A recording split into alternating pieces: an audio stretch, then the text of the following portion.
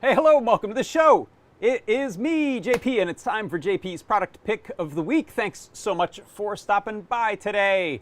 We have people over in our chats. Also, thank you for your patience with YouTube not wanting to start right away. I swear I was telling it to broadcast 4 or 5 minutes ago.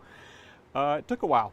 And hello to Dave Odessa and Tackle the World over in our YouTube chat, as well as OG Thinkster. Thanks everyone for stopping by. Tyrone Mix, hello, hello. Happy Tuesday to you too. And we have our chat right here on Discord. So if you want to join the chat and you're somewhere that doesn't seem to have a chat going on, aka Twitch, Instagram, Periscope, LinkedIn Learning, other places, then go here. This is our own, very own Discord server at adafruit.it/Discord. Hop over there and look for the live broadcast chat channel right there. I can boop it. And you will see such good folks as Starman, hello, Thin Man, also hello, Blitz City DIY, Toddbot. Thank you. Thanks for stopping by, folks. And let's get to it. So here on the live stream, on the product pick live stream, I've got a new couple of product picks. They're actually older products, but they are relevant still. I like using them a lot, so I picked them for today. Variants on one design. And if you want to go get a jump start on a huge discount, then head to that URL. There's actually a second URL associated with this. You'll see right there on that page. More will be revealed in a moment. Head over there. This show is actually being broadcast from inside that product page, and you can watch it. You can throw the stuff in your cart, and you can get 50% off right now until the end of the show. Then it'll go back up to full price, and that is true of both of our product picks. So before I say any more, however, I'm gonna have Lady Ada tell you about this from the original new segment. Take it away, Lady Ada. It is a FeatherWing. We're continuing to have more feather accessories. We had the Proto FeatherWing last week. This week we have the OLED FeatherWing. This adds a slim little OLED to your feather. It works with any of the feathers, the Huzzah, the 32U4, the M0, the Bluefruit, the Adalogger, all of them. It uses I2C to display text or graphics, 32 by 128 pixels of monochrome LED. It's very high contrast. It'll work in a lot of different lighting conditions. It doesn't use a lot of power because OLEDs don't have a backlight, which is really nice. They refresh pretty fast. We have a great library that's really well established, like works awesome. And then we had extra space. We put 3 buttons for like a little menu control system. So we have A, B, C buttons that you can use to activate different things on your feather board. So we're trying to add little add-ons for the FeatherWing so you can stack on like shields. These wings stack on top, and so you can do some activity. So I can show this on the overhead. Let's go to the overhead. So I have this stacked on top of a Feather Huzzah. So it's an ESP8266, and it's running off of LiPo. I can run it off of our 350 milliamp hour LiPo just to show that it is Goldilocks quality. Okay, so plug that in, and then the FeatherWing you solder headers on. Oh, sorry. Sorry. You just plug in the FeatherWing. So that's a Huzzah feather. It's a Huzzah feather, and I can just show you can just graphics. So it comes up with a little splash screen for a little bit. Yeah. And then there's these buttons. They don't do anything because I kind of didn't make them do anything. But there's ABC buttons, and then you can see it's connecting to Adafruit, and it's sending out a value. So you can fit 4 lines of text, and it looks like about it's 6 pixels wide. So that could send stuff to Adafruit.io. Yeah, absolutely. And then it can also tell you, or you can have data come from Adafruit.io. Like it's kind of designed to be very easy to integrate. But you can use this with any of the feathers. It doesn't work with just this one. It uses I2C, and since the I2C pins over here are the same on all the feathers, this works on all of them. So that's very cross-platform. So instead of it's designed ahead of time to work with all of them. So you can fit like 4 by 128 by 20. 4 by 20 characters of text, and it's fairly low power. And then there's also a reset button if you want to reset the board. So we'll do projects with this, but people were like, oh, I want a little display, and like, yeah, this is basically the slimmest display you can fit on a little breadboard like this. My prediction is by the end of 2016, Feather is going to be one of the most common boards for prototypers, makers, engineers, people who like this form factor, like all the stuff it can do. Yeah. And also the cost is the price is great. Here's it with the doubler. This is one of the photos. I like the doubler. Yeah, the doubler's fun because it's Yeah. like if you don't want to have like this one Yeah, has move it that way. stacking headers on it, so I put long headers on it, but this one you don't have to. You just have this kind of prototyping side by side action, and then you can do the same thing. And like you can have like Bluetooth, you can have Wi-Fi, you can like all this and stuff. we're gonna come out with more feathers. This is just running the graphics demo. Although I think I forgot to put a delay in it, so it's gonna crash. Yeah. Yeah, it's watchdog timer. That's exactly how long the watchdog timer lasts before it crashes. It's fixed in the committed code on GitHub. But yeah, you can do lines and graphics and text and all that good stuff, and connect over Wi-Fi or whatever. But we'll have more feather wings coming out. Yeah. Next up, we have a motor driver, and we have a PWM servo driver, and then we have like real-time clock and Phone a Feather. phone. A feather is. I'm waiting for those micro SIM card holders to come in. Yeah.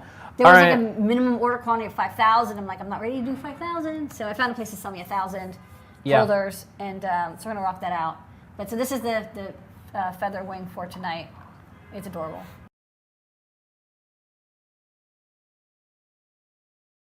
Well, hey, there we go. Yes, it is adorable. Let me adjust my audio so I don't peek out too much.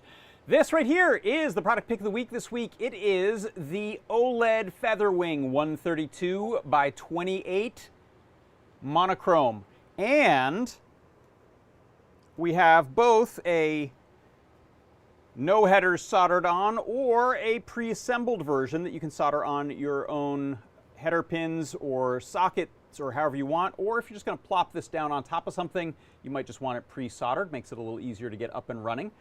So let's talk about this. Let me go to the webpage. So as I mentioned before, this right here is the product link for the first one. So product 2900. You can head right there to that URL. And as I said, you can see right here, there's a little thumbnail. This show is happening right inside there. I daren't touch that, or we get sucked into a black hole together forever. But right there, you can see the loose headers, soldering required, dropped down from $14.95 to $7.48 right now during the show, half price. We also have the assembled headers variant right there, and that dropped from $15.95 down to $7.98. So these are really cool. We have a bigger version of this as well, a larger screen, but sometimes you just want a line or two, maybe three of text. And I kind of like that this one leaves a row of extra header pins open there so you can solder stuff to it. You can put right angle sockets on there and plug into it if it's stacked up in a neat little package. But this is a cool little OLED, easy to use. You can use it in CircuitPython, you can use it in Arduino. It is I2C, so it just runs over the data and clock pins, power and ground. And then we have three pins, three GPIO pins, that are used for the buttons that you see along the side right there. So you can click these little buttons as a little bit of user interaction. There's also a reset button on there, which is nice. So if you scroll down here, and so we have some learn guides you can check out. If you look at the loose headers one, I think we'll see the main learn guide at the top there, primary guide, Adafruit OLED FeatherWing. So check that out right there. That shows it in action. It gives you the pinout on it, so you know what's used for what. This is I think this is a fixed address. I don't think we can change the I2C address on this, so I don't think we have a jumper or anything like that on the back, do we? Nope. We have a jumper. I don't know what that jumper's for. What's that jumper for? Probably tells me here, doesn't it? Let's look. Might just turn off the power light or something like that. Yeah, address cannot be changed, so it's OX3C. And it's a mystery to me. What's that jumper for? If anyone knows, I don't know. So you can see this has a little section on assembly here, how to solder that up or get the pre-assembled version. You don't have to worry about that. And then you can see we've got some example code for both Arduino and there's a Feather OLED library you can use for Arduino. There is CircuitPython setup and wiring here. So this will get you started, get you up and running. You also see we have a bunch of different projects we've done with these. There's my little USB MIDI host gizmo. You can see I've got it on a horizontal quadrupler there, along with a Feather, USB Feather host, a MIDI FeatherWing, and then the OLED FeatherWing. And one thing I like to do with these, if I zoom in on this, you'll see I like putting a little bit of Kapton tape on there or other colored filters to change the color of it. It's a white, slightly bluish white by default, which is great. Really high contrast, really easy to read, but kind of fun to put colored filters on there sometimes. You can see here are a whole bunch of guides that use this very FeatherWing here. Some neat wristwatch, OLED watch clock Ruiz Brothers did, as well as I really like this toy, like a Matchbox car or Hot Wheels car timer. See here, it has a little OLED screen on there that will display the speed or the time of your car going around the track.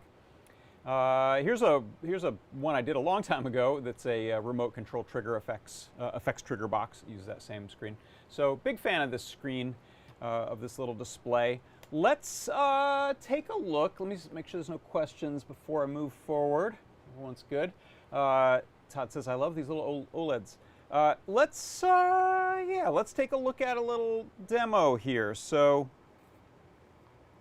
well, you can see here, I've got a Feather M4 on a quadrupler, and there is my pre-assembled OLED FeatherWing. I'm going to just drop it on there, give it a little reset. Hopefully I didn't crash things. And you can see, oh, you know what? I've left the, let's do a little screen cover peel. Get that out of there. There we go. So you can see right here, we've got some graphics just using rectangle objects. I've got a sample. This is from the main sample code. I just adjusted it a little bit. So we get a rectangular white display and then a black rectangle on top of that, and then some text. And I'm using these little buttons to change out the text and invert the colors. So you can see here, I've got black text on white. It says monochrome 128 by 32. And 1 inch diagonal. These were just notes to myself so I wouldn't forget. And there's back to the initial text there.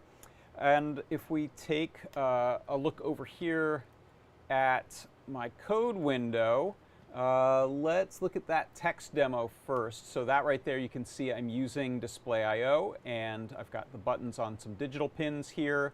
I'm using I2C for the display, setting up the display bus, and this is the actual driver here, SSD 1306. Set the width and height on that. You can also set rotation, so if you want it to be any of the cardinal directions, you can set that up, 0, 90, 270, 180, 270. And then I'm setting up a couple of bitmaps there, putting those on the screen, drawing those, and then placing some text on top. And then I'm simply reading the buttons, just checking their values. When they are pressed, they'll go low. They're held high normally. And then they'll adjust some colors here, adjust the where the text is, and then display all of that. I've also got another really cool demo here. I'm just going to copy and paste this one. This was from a tips and tricks page that ToddBot had put together for bouncing around some balls on here. So you can see it actually being monochrome and not too many pixels, it has a pretty quick refresh even for I2C. It doesn't mind. You know, I'm not throwing tons and tons of data up there. Probably don't want to play movies on here, but for some vector I/O based bouncing around of these objects here with Todd's super clever code, we get a nice little effect there. And if I hit reset, you can see that restart looks pretty cool when it goes. And probably Todd will be able to, if he's on the chat still, he can put a little link. Otherwise, I'll put that at the end of the show if you're interested in checking out that code. But you can see here, I've got some variables for my width and height of the display, the size of the balls, the number of them to go with. We can crank this up a bit. Go too big or go too many, it'll start to slow down. We can make these smaller. I also have a little variable to give me a few different ball sizes. It's not just the one. Setting up the display as before on I2C with this address. And then this is the ball class that Todd created to do updating of the ball positions and keeping track of those so that it's quick, it's efficient, and that's all that's getting called in the main loop. Here are some of the object creation things using Vector.io Circle and our pixel shader. This is something I added for randomizing the ball size. If I get rid of that, we'll just go to a single size. We'll get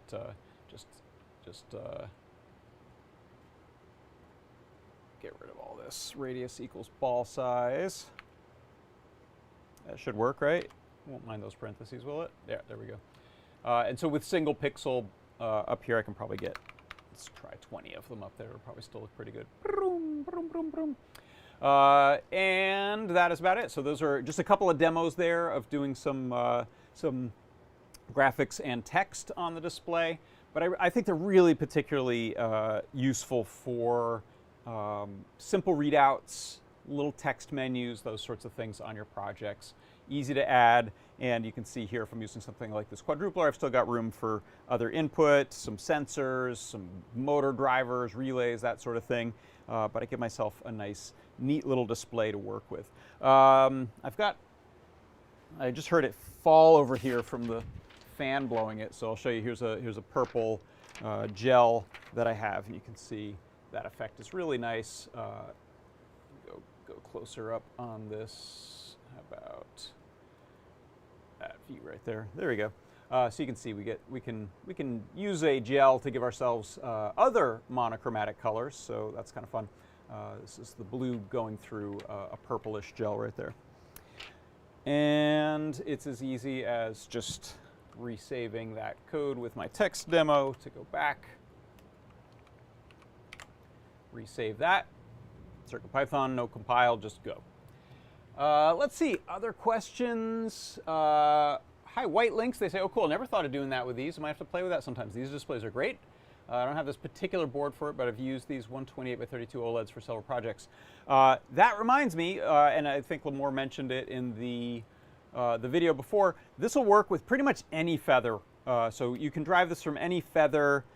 It is just over I2C, so it's easy to work with. You could drive it from other boards as well, because any board that can do I2C, you can find a way to hook it up to this. But you can tell, of course, by the form factor, it's well suited for plonking on top of Feather boards if you have some stacking headers on there, or side by side on these doublers, triplers, and quadruplers that we have. All right. Tyrone Mix said, bought my last one in 2021 and I loved it, so I just got another one. Hey, all right, excellent. Zoe Sherry said, I kind of want to use these as a physical health bar for a potted plant. Oh yeah, these really are, that's a great idea. These are really a nice form factor for doing little progress bar types of graphics. You could just simply have a rectangle. In fact, I think we have a library for progress bars that works really well, makes it easy to work with. But you can also do a little bit of Vector I/O or display I/O shapes stuff to move a little rectangle around. Let's see, what else? Other info, other thoughts, other questions. Here's a nice close-up of it. I still am not sure what the heck the solder pad on their bridge is. Did anyone look that up while I was demoing?